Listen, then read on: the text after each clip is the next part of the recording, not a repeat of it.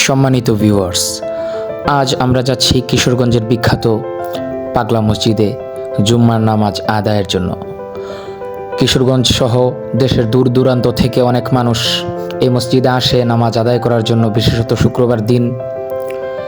ঠিক এরই ধারাবাহিকতায় আজ শুক্রবার অনেক মানুষের সমাগম হয়েছে। মসজিদে জায়গা না হওয়ায় আপনারা দেখতে পাচ্ছেন বাহিরে মানুষ নামাজ আদায় করছে এবং হাজার হাজার মানুষের সমাগম।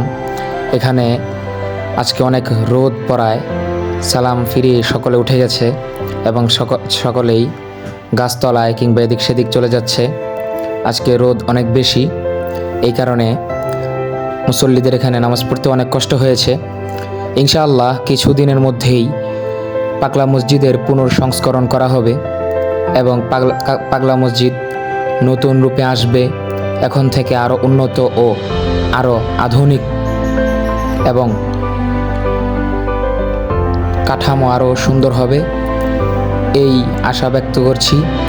আর পাগলা মসজিদে আসতে হলে সরাসরি কিশোরগঞ্জ বটতলা থেকে অটোরিকশা যোগে 10 টাকা ভাড়া দিলেই পাগলা মসজিদে পৌঁছে দেবে।